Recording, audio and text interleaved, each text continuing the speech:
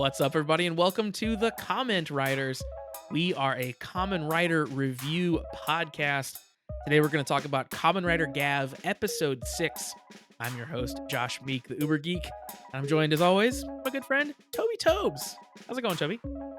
Josh, I have a question for you. A pondering that I had earlier today. Okay.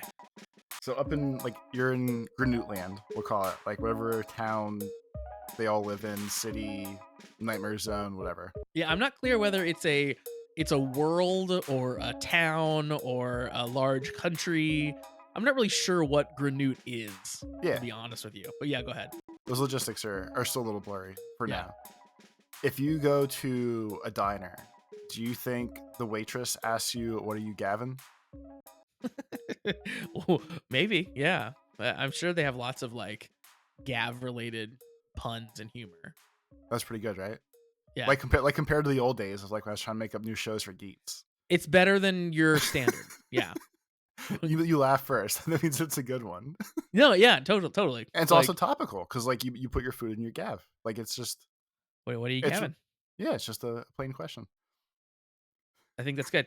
Now if you do this again next week or the week after, then I'm gonna crash my car into a median. But other than that, all right, we won't go back to that. Well, so I have a random story for you, and it's not okay. It's not so much a tall tale like I usually have for you or anything like that. It's just a random thing that happened the other day that I wanted to share with you. Okay, I love it. So this is tied to a couple weeks ago when we talked about the dumb Coke freestyle machines. If you don't know what one is, it's basically every variant of Coke possible. So all 20 flavors of Sprite, Coke, Fanta, lemonade, all sorts of things, right? Just yesterday, I had a vanilla Coke out of a Coke freestyle machine. Okay, there you go. So the other day, I was at the gas station, grocery store, whatever that has a freestyle machine, and there was a lady in front of me getting her drink, and I was waiting for mine. Normal situation whatsoever. She's filling it up with, I think it was a flavored mellow yellow. She got her cup about 80% of the way done, and it stopped, and the screen went gray. So usually when the screen goes gray, it means that it's out of that flavor, out of that drink, whatever. So if you find a crappy machine, everything turns gray at once. The mellow yellow went gray. So I'm standing there, and she's like, "But I was almost done." And I just kind of looked, and I was like, "Okay, whatever." And then she yelled it at the machine a second time and kept smacking the buttons that weren't working because it was out of the syrup. So I didn't hear how she worded it the first time, but she said it twice. And then she turned around, looked at me, and was like, "But I'm almost done." And I took it at that point of yeah, no big deal. You're almost done. You have another cup in your hand. This one's effectively full. No big deal. And then the voice goes up, and she's like, "But I was almost done. I was just about done. I was just about done." And the tone keeps going higher and higher. Then she looks right to where the manager / stockroom door is, and it was in a Wawa, so a fancy gas station with a restaurant kind of thing. So then she looks in there, looking through the door who's going to come out here and fix this? And now she starts looking around and going, "But I was almost done. But I was almost done." Looks back at the machine, and in my head I'm like, there are, I think a freestyle machine has effectively 10,000 combinations of soda.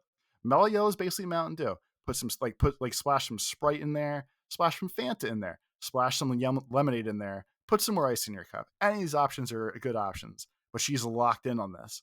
So now she starts yelling it louder again and walks over towards where the people are making other people's food, holding the cup up like a trophy, going, "But I was almost done.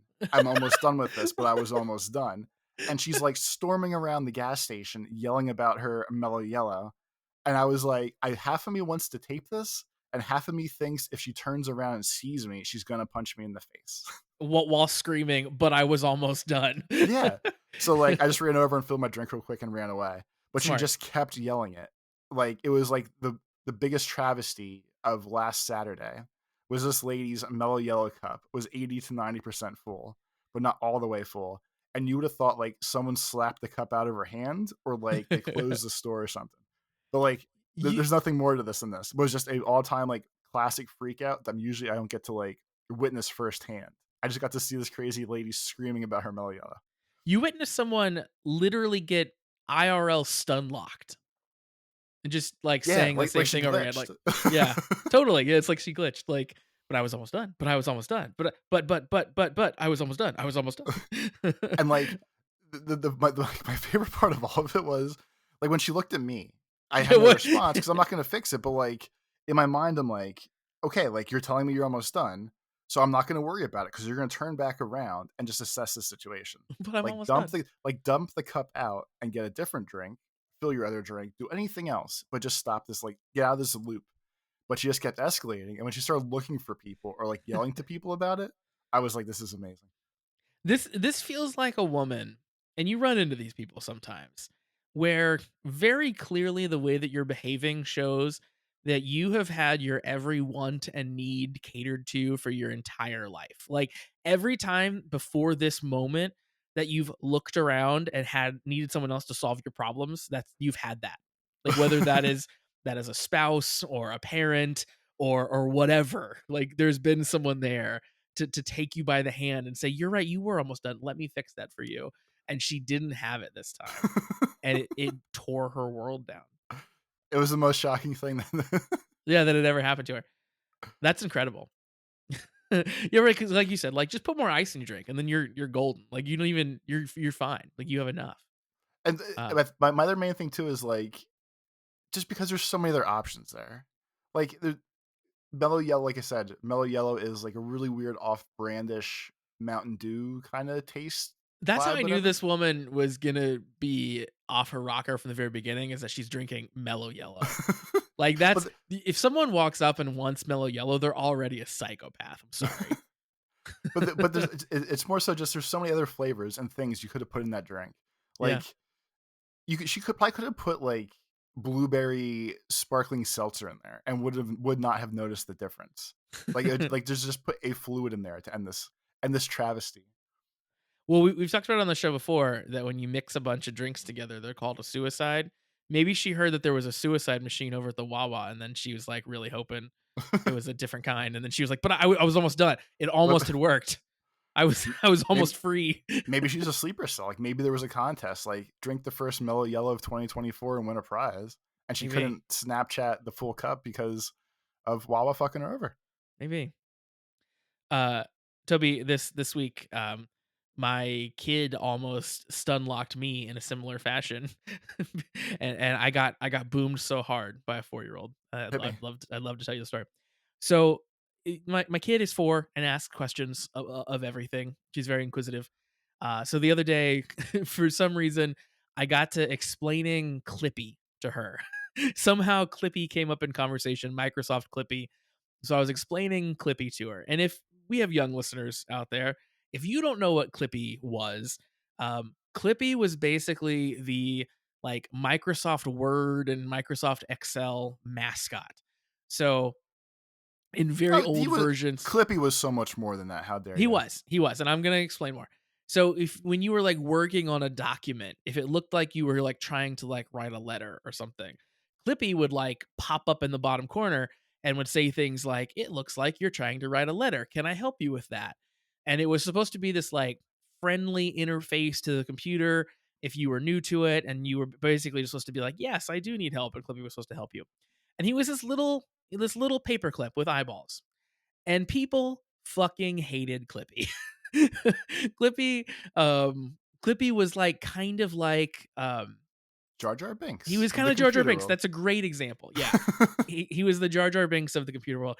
I Googled Clippy after explaining it to my kid, and apparently the guy who designed Clippy for decades didn't put Clippy on his resume, despite the fact that he'd done this big, huge, high profile work for Microsoft of all places, because of the disdain for Clippy. He thought that it would cost him work if people knew that he had made Clippy. That's the level of people hating Clippy. So I'm explaining what Clippy did and what he was for my kid. And specifically, I'm explaining the part about he would pop up when you were doing something on the computer and he thought you needed help and he would offer to help. So then later that day, we have our Clippy conversation. We move on. Other things happen. Later that day, I'm on the computer and I happen to be trying to like program something. Like I'm doing some work. And again, she's asking questions. So I'm explaining to her. So I'm like telling her what I'm doing. And it involves like, well, I tried to do this and then that didn't work. So now I'm trying to do it this way. And she stops me. She cuts me off and she says, "Dad, "Do you sometimes still need Clippy to help you out?" And it cut me deep, Toby.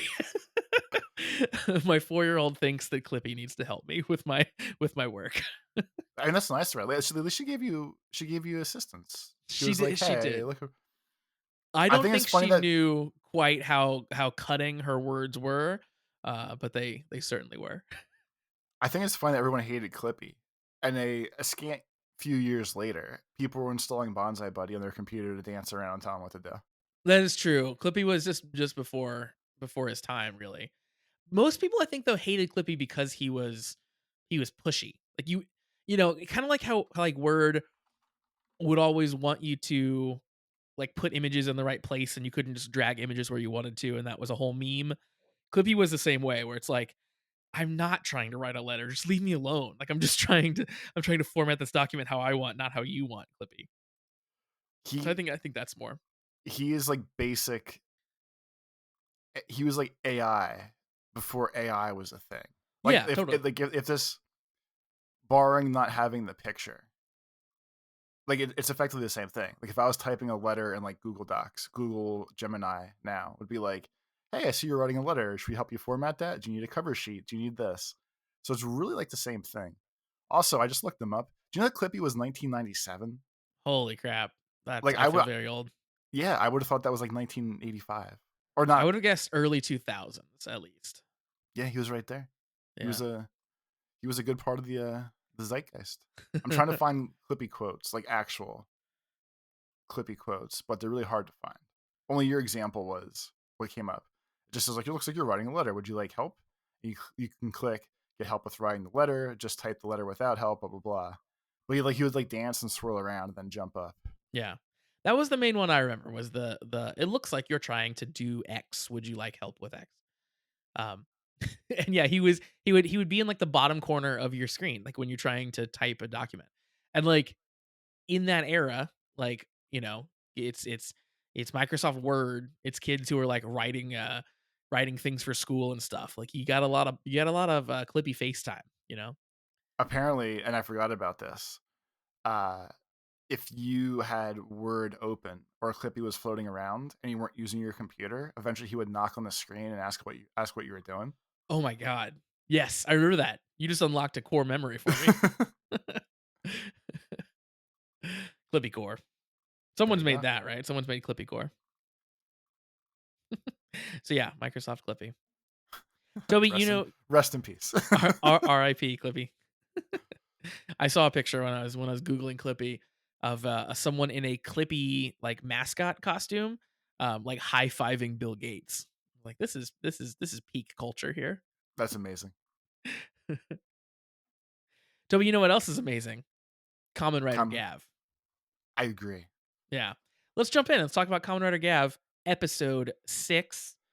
Um, I think we might be to the point, Toby, where uh, I'm going to declare that Common Writer Gav might be just an all time season. I am really loving everything that Gav is putting forth, and this episode was the first one where I'm like, "Holy shit, what is this show? What are we doing?" Like in a good way. Like there's some crazy stuff that happens. Well, it's funny because like overlapping with Boon Boomjer being the Sentai this season, or Yeah. like their main comp- friendly competition kind of deal. Like you and I said, more so just with the Boom Boomjer stuff. They went like 16 straight episodes in Boom Boomjer with no misses. Every episode as good as the last, just completely solid Yep. screenwriting, lore, whatever. Because even when Gotchard was in its lull, and they're like, "Oh, we got the Boom Boomjer writer to come back and do this episode." We were like, "This is gonna be fucking sick because this dude's amazing." And Gav is the same way, where even like this one wasn't so much. There was no like trickling backstory. It was just aggressively going forward with a lot of Yes. things that we guessed and we were expecting to happen. But it's all just so slick and so good, and there's no like head scratchers of like, well, why they do this. It's just it all makes sense perfectly as it goes. Absolutely. Yeah. So I don't necessarily there's a lot of like scenes cut up into multiple segments and interspersed with each other. So I don't necessarily want to go like scene by scene in this. I just want to kind of want to talk about like the big things that happen. And the first big thing that happens, which is shocking to me, is that Hanto's boss slash father figure, we find him brutally murdered. so so we knew that had gotten turned into basically a compressed human by that Granute that we had seen before. But Hanto is kind of hot on the trail to go find him. He knows that he went to the stakeout. Hanto goes to the alley to like find where he was and ends up finding his compressed body snapped in half. And the show did a great job in the past Oh, few episodes. he's still. Um, I thought he was still a whole. Oh no, no, but he is broken. I just he's went back and looked. Okay. yeah, he's broken in half. And the show did a great job telling us, like last episode and the episodes before, that like, ooh, you got to be careful with those because if they break, the human dies. You got no So shot. we find one now where it's like he is snapped in half, he's broken in half, and Hanto, you see it on his face, comes to that realization of, oh my god, it's him. Oh my god, it's broken. Oh my god, he's dead. And we get like this very intense emotion from Hanto the whole episode where he's just like, I can't believe he's dead. I can't believe it was a freaking Granute again. Like, because a Yeah, Granute killed his mom. they're just fucking up his life. Yeah. And like I kept marveling at like, I can't believe this is like a relatively a kid show, right? Like this is he's like distraught that the second person in his life has been murdered by a Granute, and he's going through all this, and he's like holding the dead body basically in his hands. Like this is intense. Like um, the perk, at least since you said like it's a kid show, obviously they can do a nice not as aggressive like murder scene, so it's not like as scary, I would assume, for a kid. Like I remember in X-Aid when the coroner got shanked yeah. on Christmas, like that was one of the worst moments in my life. But this is, so they do the best they can with like the simpler kiddie-ish medium of, well, we Yeah. can't show bloody murders, but we can allude to it, don't worry. And that's what I think Kamen Rider in general does, and I think that's clearly what Gav is going to do really well. Is exactly that. It's like more of the implication is very dark if you are old enough to understand everything that's going on, right? Like if you're just a kid, you maybe don't super grasp that like finding that broken thing it means that the person was like horribly ripped in half and is dead now. but but if you've been watching the show and you grasp the plot, you know that, and then you can like extrapolate how sad Hanto is. Like yeah, it's very good at the insinuation and the implication of these sorts of things. So that was crazy. We find out he's dead, and of course, the first thing that Hanto does is he runs to Suga, and all of his interactions with Suga in this episode, I think, are equally as crazy. I continue to love Suga. So all of his like mannerisms and everything that he does in his acting is crazy. And I keep remembering that we found out that he's like primarily a voice actor, and the fact that he's like so physically good is blowing my mind still. Um, but essentially, he's like, Suga's like, "Oh, I'm sorry that happened. Like, he was important to you. Sorry that occurred."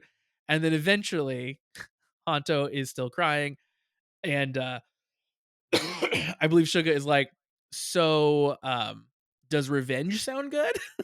So there's never been a better time for me to jam some random stuff in your body. Like we vaguely talked about this before in the past, but like now's probably like a really good time if you want to try to jam this mystery stone into your body. Right. That's the solution, and that was the part where I had to like pause and be like, "Are we for real? Is this happening here?" And it's 100% for real. So, I'm yes, I, cut it. I'm just like extra excited because when they first alluded to like what they were doing with what they're gonna possibly do with Suga and Hanto, or like um Shoma's youth growing up kind of thing. We made a joke of like, oh, it's just Black Sun. And now with the father murder of baby down a little bit, whatever, and with Hanto getting cut up, things jammed in and whatever, this is basically like kids Black Sun. Like this is 100%. seemingly like the same vibe of a season where, like we said, it's dark, but it's the same vibe of dark. It's just like candy coated dark. It's like they live without the sunglasses. Like we're not seeing the truth right now. That's a great reference. Yes, exactly.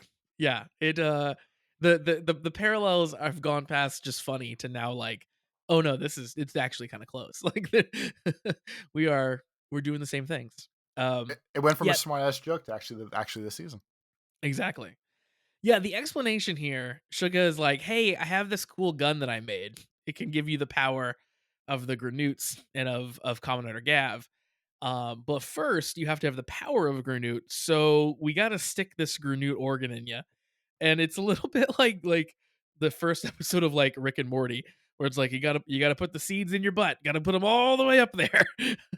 um, and he explains that the organ produces a fluid that's unique to the Granute body, and he's got to put it in Hanto. And Hanto's like, "So I'm your guinea pig?" And he's like, "Well, we didn't really have time for a trial run, so Yeah, we're gonna knock this out. We're gonna see what happens. And it's funny because like all of the surgery scene in general, a lot of it he was like, "Is it gonna hurt? Am I gonna feel it?" And Sugar's like, "Oh no, there'll be anesthetic. Don't worry about it." But he says, "Well, there's no time like the present to start." And obviously, it's not bloody surgery again, like Black Sun would have been. But like, I don't even think Hanto it's had like, close." yeah, I Like, don't even have like anesthetic. Like he screamed the no. whole time, and he's like, "Okay, I'm cutting you now," and he's like, "Ah!" And that's not how anesthesia works, even if it's local. There are at least 2 instances throughout the surgery too where, like you said, it's like Suga aggressively shoves the thing into him, like cuts him open and then shoves the thing into him. And like those are 2 separate moments where you hear like almost the ripping of flesh and you hear the oozing and it's like "Shoo," and then like Hanto screams and like you get a close up of him like gripping the side of the operating table with his hands and like it's intense. Like they don't shy away from we are aggressively shoving a foreign body into this man's chest or side or whatever. Um, I couldn't really believe that's what the surgery was like. And honestly, the surgery up until he literally cut him open and shoved it inside, I thought that the surgery was going to be Suga playing a trick on Hanto or like making sure that Hanto was like loyal enough or serious enough, right? Like I thought it was going to be like you thought I was gonna like actually put this inside of you. That's insane. No, you just take the gun. It's like I thought that's what it was gonna be, and he just needed to know that like Hanto was he cared enough to like to do it. But no, He's he that actually committed. yeah. He's that committed to his rage and doing the job, where he's gonna waste his one Granute core in his belly. Yeah. No, we're here, and he's got his Granute core inside of him. Um, Also, one thing I thought was really interesting, revolving around the surgery. So there's side scenes going on over in Granuteville with the stomachs. The twins are a little upset that, They got the played again. They just can't win. exactly. Yeah, they're losing their operations, they're not gonna make quota. They go ask one of their siblings, the elf, for help. And he basically says, like, yeah, he can't help slash he won't help. And he says he's curious, and he says, quote, "We have the technology to compress humans and take human forms. What might be developed next?" And then we immediately cut to the surgery happening. And it made me wonder, like, is this like an experiment that's benefiting the stomach family? Like, is Suga actually a bad guy? And he's sort of playing Hanto for a fool here? Like what's going on? So I was scrolling through the episode as we are talking here, and I mean, there's a lot of when they talk about the experiment stuff, Pidgeotto, like they keep referencing like Dente again, and like, oh well, Dente said you can do this, and that's why we can do these experiments. So like he's still down there too. So Yeah. there's still like, and there's enough ties to all these people to they can all be in conversation if they had to. Like if the stomach family needs to go down, like Dente is there. He's possibly swayable. He might show up and see like, hey, there's Common Rider Blank. We can talk about him in a minute. Like, oh, like he's down here. Oh, we can do this. Like, oh, the technology made it down to Earth. That's weird. What are we doing here? And like, lots of layers. There are, yeah. And it got me thinking in general, since the stomachs and the Granoots in general can take human forms, like we're totally gonna have at some point like a character that we didn't know was a Granute reveal themselves to be a Granute, right? Like we're It's gonna be poor Chica. Or Sachika that yeah, that lovable lady. She's gonna could turn be. out and be like, "No, I took you in because I'm a Granite too." She's like, Yeah. "All those times that you embarrassed yourself by shooting little candies out of your stomach." Or like this week, he was covered up under a blanket, which seemed more pervy than not when she walked over and he was eating stuff. But like she's gonna be like, "No, buddy, I knew what you're doing the whole time. That's why I took you in to help you. Like that was part of that's why I was your first best friend because I get it."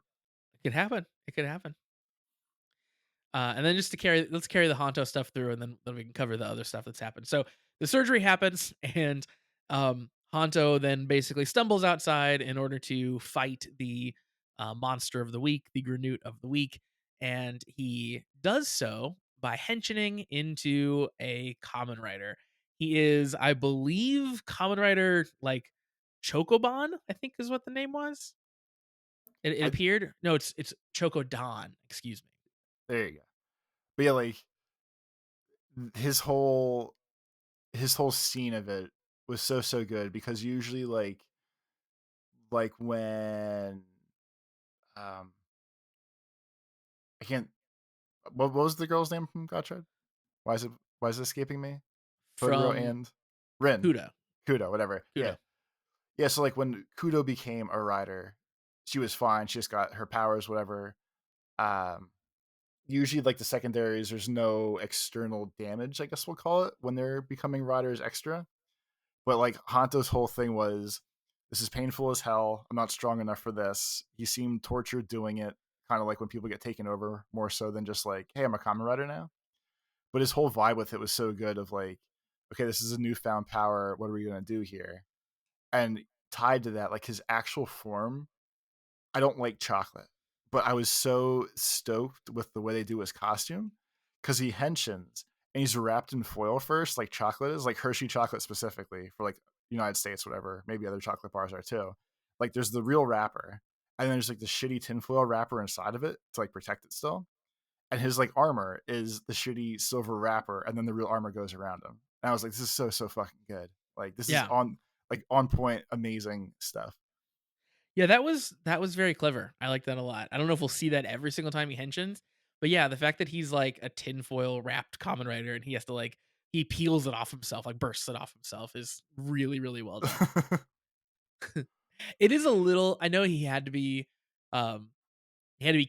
candy themed for this whole, Granute thing to work out and for Gav to work out. It is funny how tortured he is about basically his dad dying and he just went through this weird, intense backroom surgery and then he's like, "I'm a chocolate bar." I guess when there's uh so many things going on, like I I guess if we're gonna say that, we'll pretend this is real and this was real life. I I do every get week. I guess if you're in this world and you make this wacky friend who's like, "Hey, see these little candy marshmallow potato chip guys? Yeah, like we can put these in you kind of, and then it gives you magic powers." I guess the logistics, like in your brain, would go, if I'm doing this and he's showing me like gummy bears and potato chips and chocolate or marshmallow or whatever else we happen to see down the road. I guess in your brain, you effectively have to go like, okay, I'm probably gonna turn into a marshmallow, or like I'm gonna turn into a chocolate bar, or like Yeah.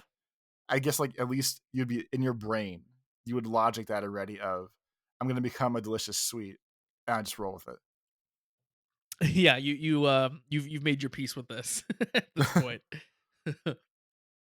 I also really liked an interesting thing about Chokodon is because he doesn't have a Gav of his own, his henshin device is that gun thing that Suga made. So that means there's no driver. So like he henshins and he like shoots the gun into the ground to There's do no his big drivers henshin. this season anyway. Blah blah blah. That's true. That's true. But like he's a common rider and we're just so used to them having like bulky things around their waist and he doesn't. And that's really interesting looking. It gives him like a very unique look because of that. And Yeah, we're gonna get cool gun stuff too and gun fights with him. yeah, because His that was like his main like, fighting style or tactics or whatever yeah. was basically just mainly I'm pulling triggers on this gun, or I'm pulling the trigger on this gun, and he sucks at shooting. The monster was like, you're garbage. Can you even like try to hit me once?" Which I thought was hilarious. Like just giving him a ton of shit. And when he did his fighting stuff, I at least appreciate it and thought it was cool because like tied to the I'm weak, I'm beat, I don't know what I'm doing, but I'm gonna try. Like his entire fighting style was basically like, to use a weird reference, like there's like it's like drunken kung fu or drunken karate, where basically like you act like you're a drunk and just stagger around but still know how Oh to yeah, fight. yeah, yeah, And his vibe was, I'm so weak, I don't know what to do. I'll just do my best. And he ended up winning the fight because him and the monster both got thrown onto like scaffolding, and he didn't know what to do any better. So he basically just like broke the scaffolding, so the monster rolled towards him, and he just put the gun like point blank to his stomach and pulled the trigger. Like he doesn't know how to fight. He just basically lucked into it out of this situation. I thought that yeah. was cool too. That whole again, like super credit to the choreography this season. It is over the top, like so much better than we've ever seen in Kamen Rider before, and continues to be. Um, that whole fight on the scaffolding felt like something out of a Bond movie or something. Because there's back and forth even before they break the scaffolding and it falls. The back and forth is really like I guess visceral, I'll say. Like at one point the monster like kind of like tries to back off and get away, and Hanto kind of just tackles him and like ends up grabbing him like around the legs and like clawing his way up the monster's body. And I thought that was a really cool thing we don't normally see a Kamen Rider do. And then yeah, the shooting um the scaffolding so it tips over and then like falling forward, and then yeah, the point blank gun thing was just it was so inspired and so cool. You don't normally see neat I guess environmental kills like that in these shows. That was really cool to see. And And like, another gun thing, his big finish is a giant chocolate ball. big and big giant chocolate blast. it's kind of funny, like because it might have been last season or the year or the one before, or at some point we talked about it on one of the many shows. We always said like when people become common riders, they always seem to know how to fight, and we always asked in the past like, hey, like, do they just learn when they henshin? Is it just like an innate thing that when you henshin, you can just fight and you're just good? And if nothing else, I think this does a good slash fantastic job of saying like, no, this specific dude has no clue. Like he's now a common rider, but he has absolutely no skills. It's just Hanto in a fancy outfit with a gun now. Yeah, well, but they also did tell us that like human form Honto is a scrapper. Like they did slip that in this episode because at one point he flashes back to like one of his first meetings with his boss, and he is like he clearly had just gotten into a fight. He's got cuts all over his face. He's like putting bandages on and stuff, and he's in the boss's office, and the boss is basically like, "Yeah, you should get better at fighting if it's going to be your hobby." And then that's when they have the conversation of like, "Oh, did you write the article like, whatever about my mom?" And then they have the first conversation of like about, "Oh, I could maybe try being a journalist." And like that's sort of the relationship kickoff. But they do the moment of like, well, clearly Honto's been in some fights in his life. Maybe he's not good at it, but like he's scrapped before. He just like get his And ass kicked. yeah, he definitely gets his ass kicked, but I thought that was a cool little thing to throw in as well. Yeah, but overall seems pretty realistic. Like that fight, he didn't do anything crazy. He was a bad shot. He kind of just like stumbled his way through killing this monster, but he got it done, and that was a cool thing. Like he doesn't instantly know kung fu like he's in the Matrix or something. So yeah, that's one whole thread there is we get our secondary writer, our tortured secondary writer. Suga's filming this the whole time and like, yes, the transformation went great. He's like very invested. And also the stomach member Nielv is watching and he's like very pleased with all of this happening and says all they needed was a little push. So clearly he is behaving as if this is all going according to his plan. So again, maybe there's something suspicious going on with Suga. Maybe it's just Puppet Master controlling his puppets. Who knows? We'll see. I would say like it's probably a mix of that, or at least like if we're gonna call Shoma the greatest grand failed experiment, at least like now he's partially learning, oh, this is why when we did the surgery to Shoma, it sucked because we didn't push him. We just cut him up, and then everyone babied him and locked him in a room and hid him. And so maybe it's tied to like that too. Maybe, yeah, it could be. Speaking of Shoma, he's getting stuff done this episode too. A couple of the Shoma things I liked. We get the name of the Gochizos finally. So Sachika walks in on him while he is talking to all of his Gochizo friends, and she sees them. She assumes that they are toys and asks As they him, are. yeah, which they are, yeah. Asks him if they're from a show and what they're called, and he kind of stumbles into some words, and she comes up with Gochizo basically. Well, yeah, So I forget what the goofy name was, but we did laugh a couple weeks ago when they all called them something else. And we are like, oh, it's a pretty funny name for them. But there's definitely a different in-universe name presented before this week for sure. yeah, it depends on the translation. They're calling them like minions and what was that? There was another one too. There's like it was either minions or something else. And yeah, he was like, okay, can't call him that. Or you call them, and then he says like weirdzo or something at first, and she was like, they seem like Gochi to me. And he's like, oh, Gochizo, yeah, okay, perfect. So they've done like in universe explanations for both Common Rider and Gochizo now, which is pretty good. Yeah, like they're doing an amazing job with that. Like obviously it's extra silly when she says things like, "Oh, look, those are cool toys. What are those toys called?" And then she's like, "Oh, we'll call them Gochizos." Like a little on the nose, but I mean, they're It happy. is. They're happy kids. It also makes sense where they just laugh and be like, "Oh, look at these goofy little things you collect. Oh, they're called Funko Pops. Okay, cool. Yeah, no big deal." Neat. And you can buy them at your local store. Cool. Kids, right out, get them. I really loved that Shoma was tasking the Gochizo with patrolling the city too. He like lines them up. Oh They have a yeah, meeting. He's like, "All right, you all are gonna take turns patrolling the city." there's only one of me and a lot of you guys. So here's the new plan. You're all gonna help me, and this is how you're gonna help me. It's like a baby Batman is born. Like, all right, I'm gonna have eyes everywhere. It's gonna be great. And then Uh, Go I ahead. guess with not that it matters really, but at the end of the chocolate Hanta fight, Sugar stole a bunch of Gochizos again, and this time Gav realized and was like, "Hey, come back here and like give me back my friends." So I guess there's gonna be a mini subplot ish, whatever, of like I guess talking it out now and putting the piece together in my head. So obviously, Sugar's gonna have to keep stealing them to help Hanto keep getting ones to transform. One would think. And, Yep. and now that uh, Chica knows that Shoma collects them, I feel like there's another layer of overlap here. Of at some point, Hanto can figure out like we talked last week about well, how do those two figure out that Shoma is the common rider, Oh and now yeah, like Hanta did his that's transformation, so that makes sense. But now like they all go to the same place where these little toys live, and now yep. Chica's gonna know like, oh yeah, Shoma collects those too. That's pretty funny. And then that's probably how they're gonna do the reveal now of when those two become friends and figure out the situation. I think you've hit the nail on the head. Yeah, that's gotta be. It has to be a line where Sachika says like, "Oh wow, Shoma has those. Neat." Yeah, totally. or even like if like Hunter like shows one and it's like the chip one or the chocolate one. I guess it would have to be the chocolate one, we'll call it. Like he finds the chocolate one and then like she can be like, "Oh, Shoma, you have that one too." Or like, "Shoma, do you have that one yet? Like I know you collect them." Or Yeah. I mean, there's some sort of line. Like at this point, like just sounding that out now and figuring that out.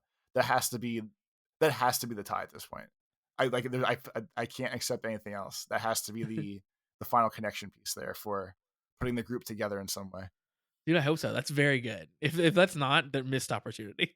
Because that's very good.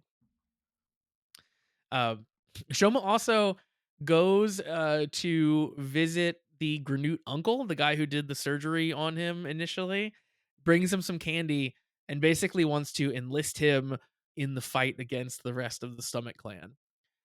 So Shoma very, very clearly ready to, He's in let now. bygones be bygones here. Yeah. Yeah, I like Which that surprised me. Yeah. the uncle's line is basically, "Well, I like snacks too much to fuck off and do something else. So yeah, I'll help you." Yeah, because at first he's like, you know that I'm one of the stomachs too, And then Shoma was like, "Yeah, but you came to Earth. You like it here, You're clearly." here, you like desserts. He's like, yeah, it's true. Yeah, it's a good Yeah, point. I do really like that. Yeah, I like candy. You keep bringing me candy, I'll do it. So I guess we've got like our queue now where you can who can It's all help lined Shoma. up, man. And then we get our Granute from last week actually, who killed the boss, is doing He's a a wacky magic show. clown. Yeah.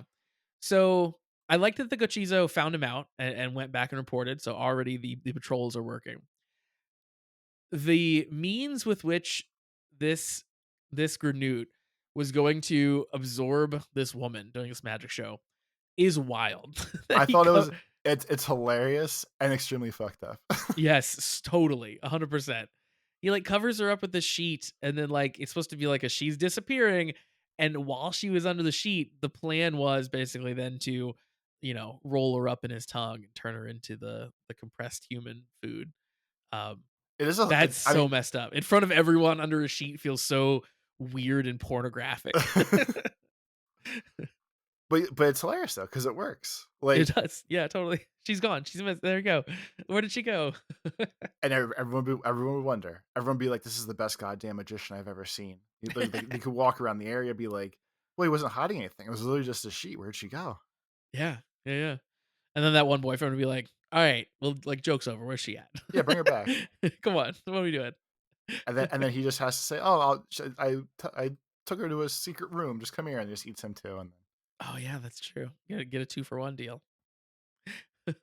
So Shoma ends up fighting this monster again. Choreography, I think, is great for this fight, um, especially the part where this monster is slimy.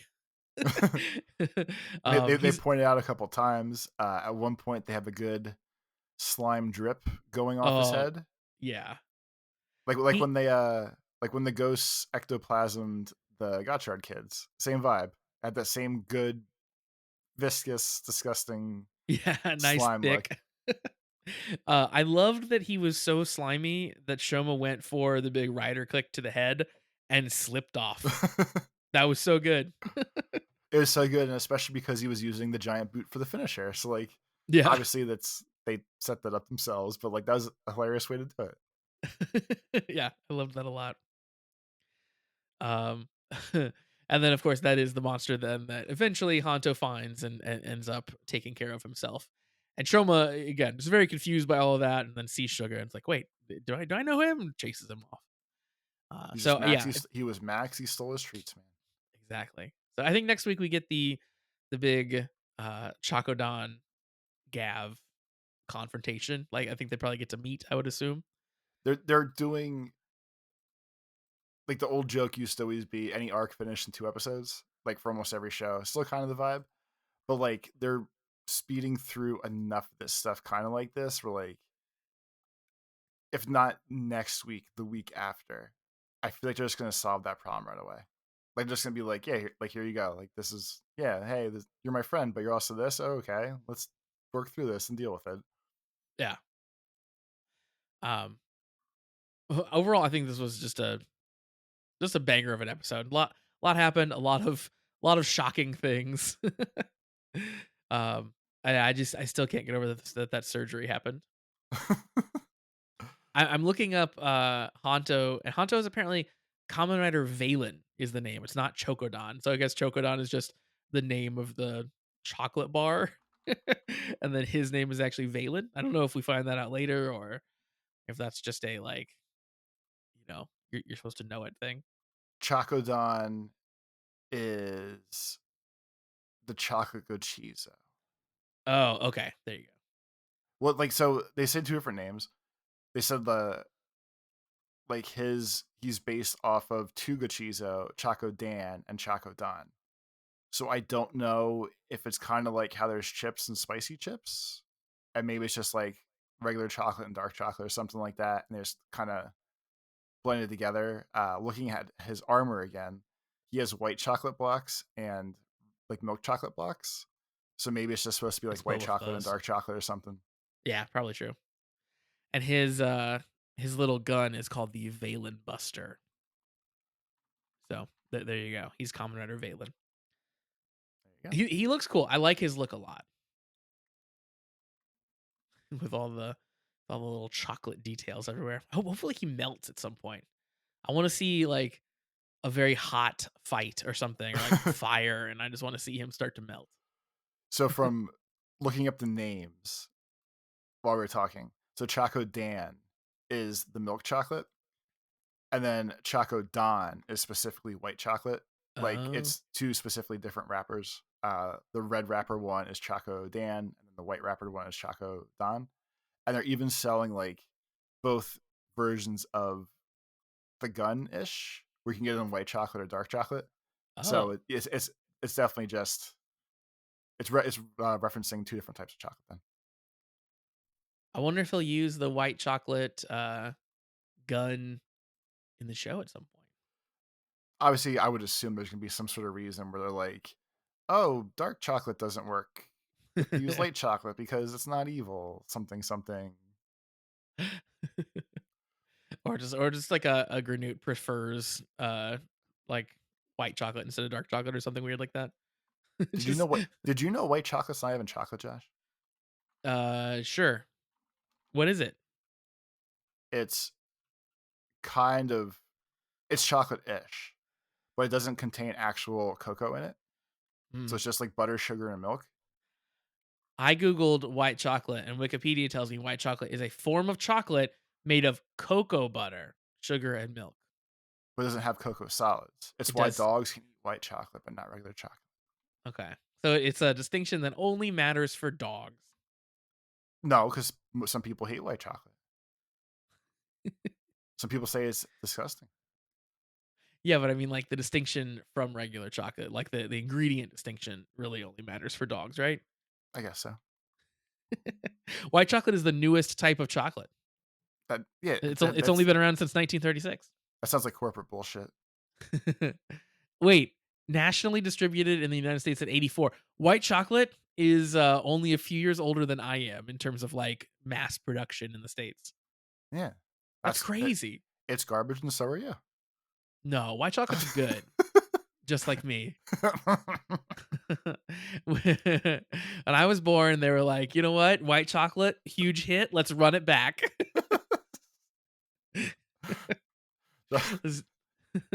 Were your parents gonna name you white chocolate? And then the, Totally. But then like they saw Mark Henry and they're like, all right, he's already got it. these timelines are so wild right now. Toby, we've got some emails. Let's jump into the emails here. Yeah, wait, did we talk about the whole episode? Is there Yeah. anything else that we? No, that's everything. What else do you want to talk about? I don't know. Ask me anything I'm about just, Kamen a- Rider Gaff. I'm just asking you. I'm I just asking decided you that a we were done. question. Okay, then let's move on. Okay. I made the executive decision to very smoothly transition to emails, and here you are throwing a wrench into the gears like usual. That I feel like that's I'm the dark chocolate to your white chocolate. You are you're not just regular chocolate, you're the dark chocolate. You're just always just gross and you're only good in an ingredient and other stuff. You're not good by yourself. Is this too mean? I feel like it's too mean. I started saying it and it felt too mean. No, I don't really care. We're fine.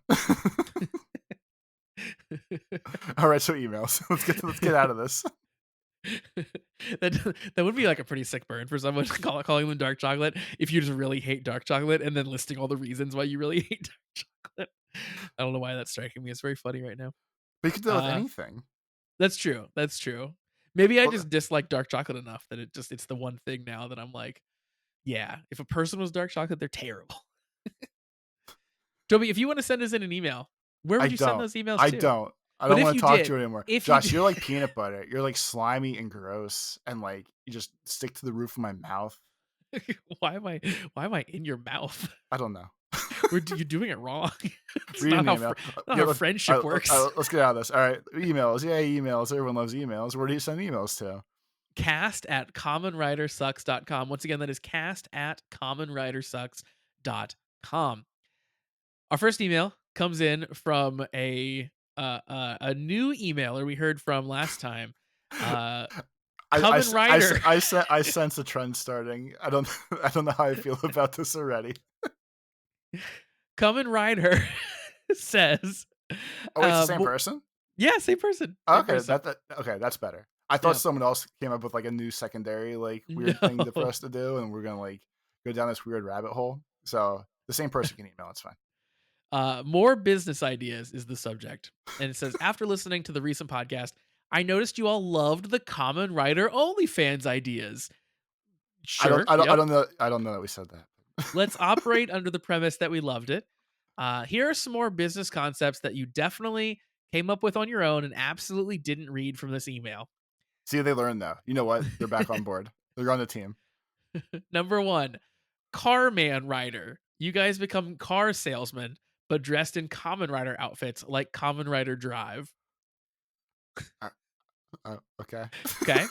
Next up, Wait, number two. wait. Before you do more, I want to point out, uh, person come and ride her, whoever you might happen to be. If you are newer to listening to us, I want you to go listen to the last episode of the Geets podcast where I went through a bunch of shitty puns. I tried to name the show because we're right on brand with this once again with a different topic. But go right We ahead, really Josh. are. Yeah, we really are. And the shocking thing is there's three suggested here in this email, and none of them are ones that you said before. These are Even like, better. yeah. That doesn't mean that they're good, to be clear. The next one is Cumin Rider, a cooking show where you guys prepare Common Rider inspired dishes, each somehow featuring the ingredient cumin.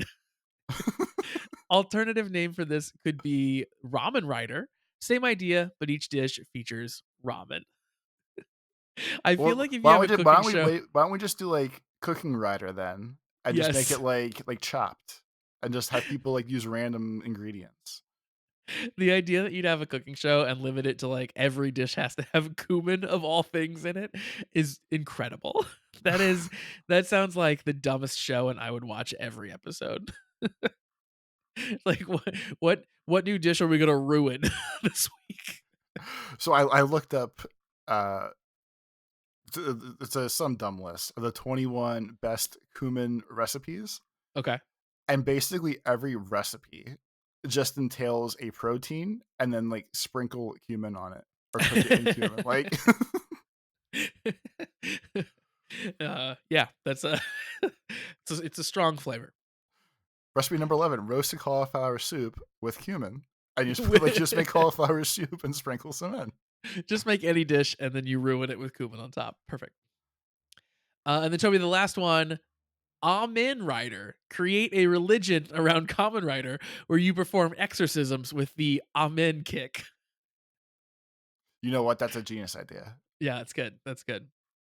I was trying to Um, think of like a better religion type name to go with that. Why after you said that, but we can definitely work off of this one. Like of all the big brained ideas that are floating around right now, I think doing exorcisms with Common Rider themes could work. Like I can take one of my many drivers and make the little Gochizos talk and be like, the power of Gav compels you, and yell, and then crank the little buckle, and it goes Gochizo or whatever the hell they say, and I can tell the person that this house is clear, and we can move on with our day. the power of Gav compels you, and that's charge of me, charge of me. Toby, my issue here is that if there's no issues here, but you're well, no, I'm gonna punch this up. This is gonna be good. My issue is if I'm going to so this started with let's remind everyone, come and ride her, which is like the comment writers do an OnlyFans, right? Where like it's comment writer adjacent and common writer adjacent. And I feel like Almond Writer, as described currently, is just common writer focused. If I'm going to start basically a cult, I want it to at least be my cult. I want it to be a comment writer cult. Maybe we can incorporate some common writer themes to it, but I want people to worship me instead of common writer. That's all I'm saying. I think you run Amon Rider as the LLC. So when the call inevitably goes to shit and there's lawsuits abound, Oh, you get you out have of an it. out. Yeah, like That's good. they'll ruin that business. We'll have like 7 more on the side that don't even matter. So Yeah. that's really the best move. This business plan also sounds like Ghostbusters 1, where they pretend like they're catching ghosts and not really, and it's all just like a pyramid scheme of sorts. Like, oh hey, we caught a ghost. You can read ESP cards. Congratulations. Uh, The oh, Gochizo's you out of mean your belly. before at the very beginning of the show? Yeah. Okay, Yeah. that's only Venkman doing that. To be clear, like Okay, the rest. and it's only you running this weird fucking cult. Like, what the hell's All the right. difference? And he's doing that to like hook up with girls too. Like once they become the Ghostbusters, everything's on the up and up there, Toby. They're legitimate businessmen. They're ready to believe you. Well, someday we'll get there. But Okay. until then, you do ESP with Gochizos, and we're gonna move on with our day. Fair enough. Thanks again for the email, Cub Writer. The last words here are keep up the great work, both of you. Good luck on all these new business ventures you guys thought of. Wonderful. Thank you. If we get sued for this cult idea, we didn't come up with this one. This person did, and we're gonna need to get some IPs and send them some return emails and shit. Our next email comes in from our friend Shade. Shade says, hello everyone, it's time for Common Writer Gav. This time I want to point out the duality of our emailers, where one person is telling us to start porn sites and cults, and the next one's gonna write us a nice, polite email about like, "Hey guys, did you know who this actor was? This is actually this. Like, what the fuck are we cultivating here?" and we're transitioning smoothly between them. What is this? I Oh my transitioned god. I transitioned from a like 3-line email all about like porn jokes and terrible puns into like a full page email like of intricate details about the show. Amazing. Yeah, good stuff. So yeah, we talk about Commodore Valen debuting as Shade tells us. Wait, Common Writer Valen, get it because chocolate. Oh, and Valentine, top tier Common Writer name, definitely up there with Common Oh, Writer Buffalo. that. Okay, that makes sense. Thank you, Shade, for explaining the name to us because I would never have gotten there on my own. I guess. Um, that makes me not like the name now, though. I don't. I don't like the Valentine connection. The name choice aside, I really enjoyed this episode. Both Honto's actor and Valen's suit actor did such a great job portraying the character. You can see the anguish and anger in Honto's actions outside of the suit, and when he did transform, he released all the emotion towards his enemy. His fighting style was not of a hero defeating a bad guy, but a boy unleashing his bottled up rage. Man, you, me, and Shade are all on the same page here in terms of Classic. that Fantastic. analysis. I feel better now.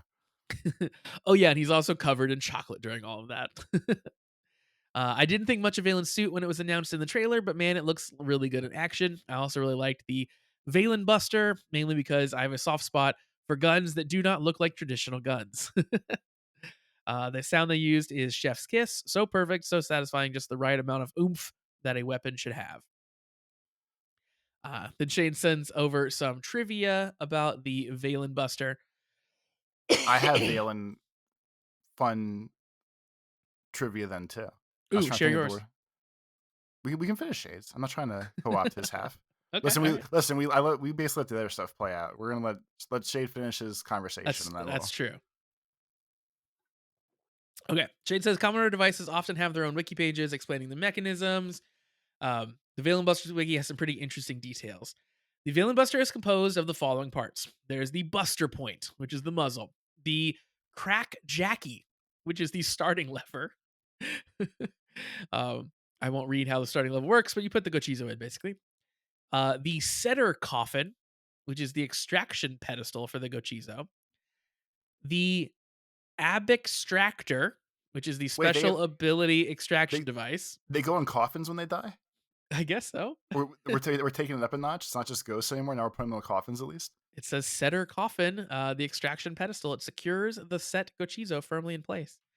And Buster Grasp, which is the handle, and Traction Trigger, which is the trigger. So each individual part of this crazy gun has a name. The Valen Buster charges itself by applying high pressure and providing electrical stimulation to the Gochizo. It's a torture device. Suga made a Gochizo torture device. What a prick.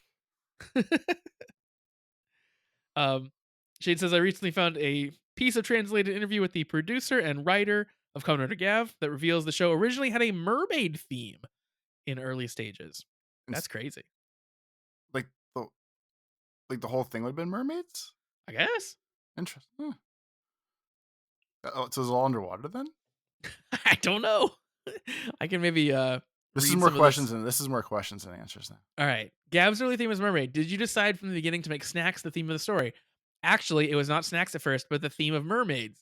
The six brothers and sisters, including Shoma, were also derived from the Little Mermaid. It looks like.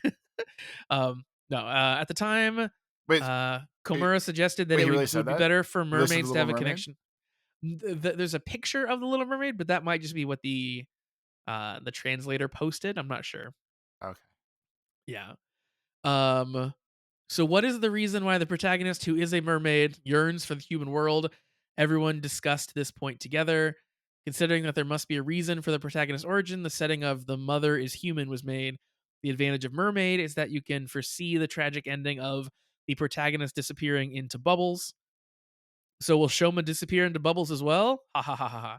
I don't know that'll happen yet. So, it goes on from there. So, I guess from that standpoint of like wanting to give someone a connection to two different worlds and then have them transition from one world to another, it actually does make sense that it would be mermaids. Well, But but now I won't see not Little Mermaid for this season. So that's nightmare fuel. yep. I don't know logistically how it would have worked though, but that's interesting. Um Shay says, finally, I'd like to say a few words. First off, Josh, I did not appreciate that random Agents of S.H.I.E.L.D. slander from last episode. Agent Coulson is the GOAT. He even became Ghost Rider at some point, and it was awesome. Shade, I want you to search your feelings and think if you really, really, truly believe that. And maybe you do. Maybe you do. But Agent Coulson is just some guy. That's all I'm saying. He's just some guy, and it was just a show about some guys. That's all that Agents of Shield was. Secondly, I do agree with the fact that it's kind of amazing how they can release a movie with old characters from a random old series, and there will be a good 60 to 70% chance that people would be interested. Of course, accounting the original series popularity too. I think a big part of it is because of how standalone the Toku shows can be. Comparing these shows to Marvel again, for example, unlike Marvel, Kamen Rider does not have to worry about their shows connecting with each other or building up to anything at all. All they do is try their best each year to make the show the best they can and leave the big crossovers for whoever's in charge in the future. And yeah, the results in the crossovers making no sense half the time, but it also gives each and every one of these shows a chance to shine individually, and that's why people fall in love with a single season so easily.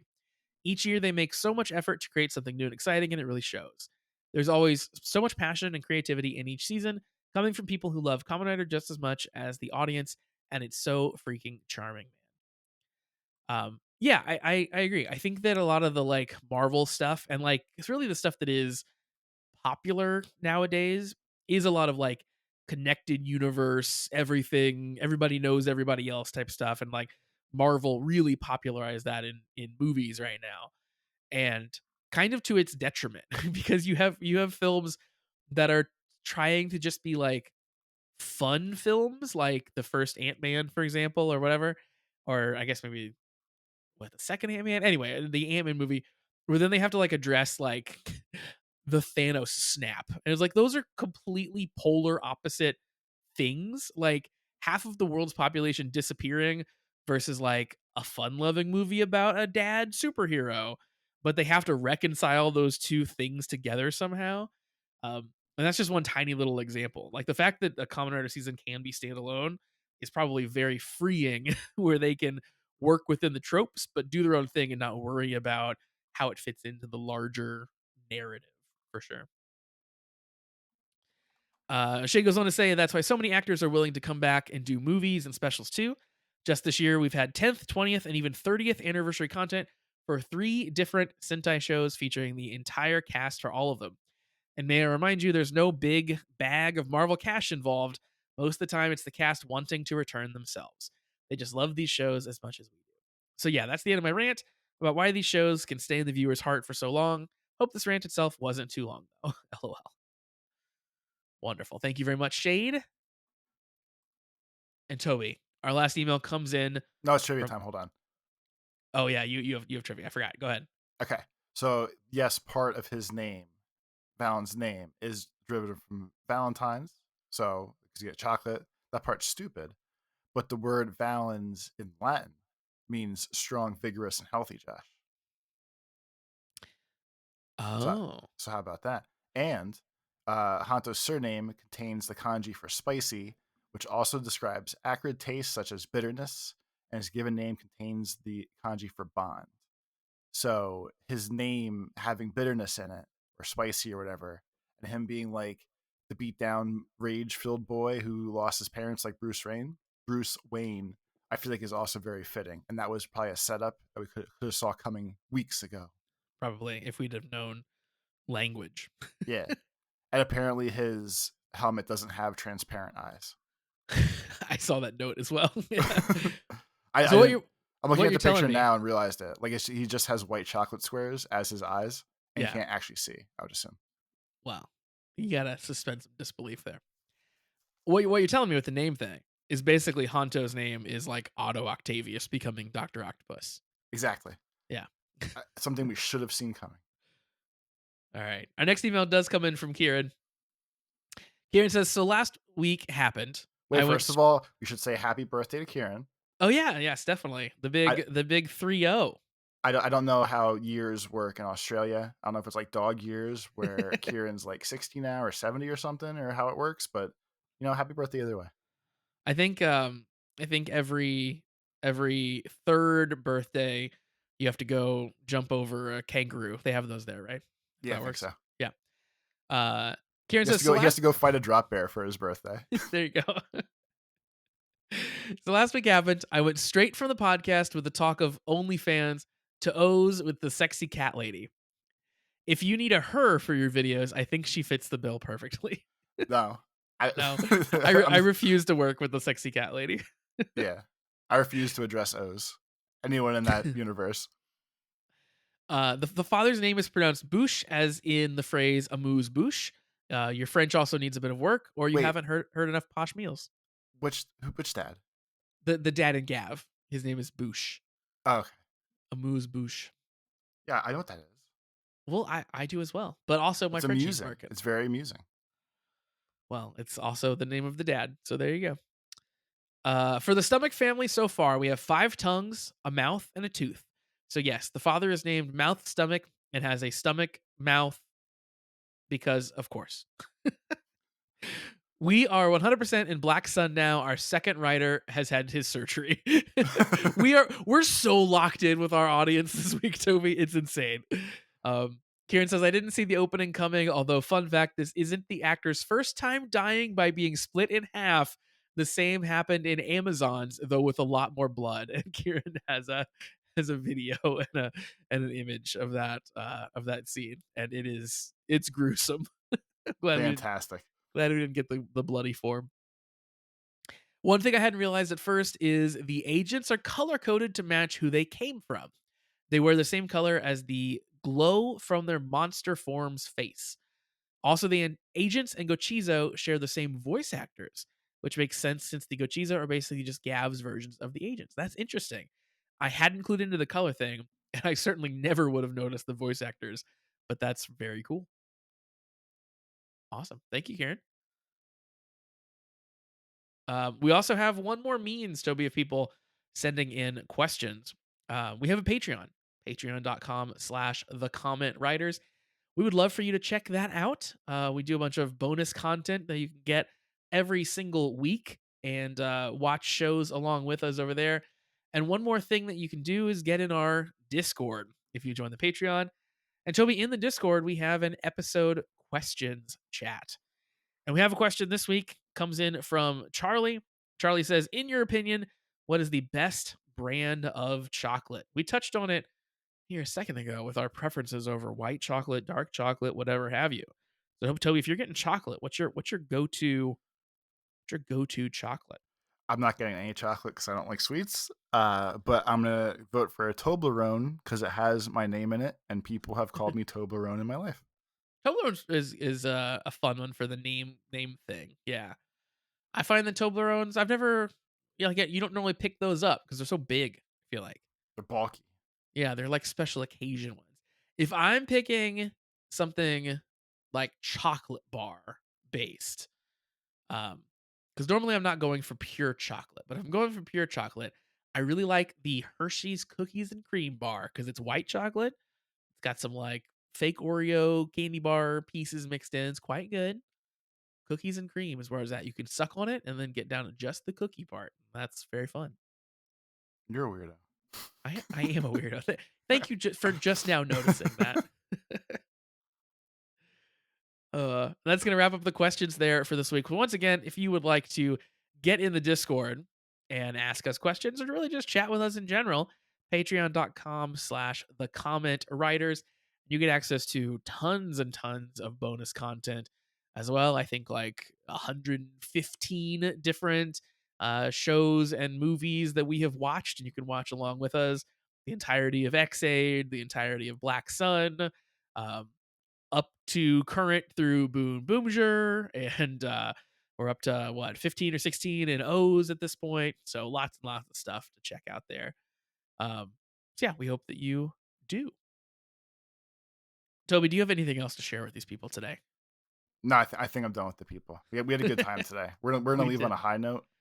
We're gonna drop the mic and walk out. All So right, I'm good let's for the do day. it. We're gonna drop that mic. We hope you come back and pick the mic up next week when we come back for the next episode to talk about Gav episode 7. But until then, we hope you have a wonderful week, everybody. Peace.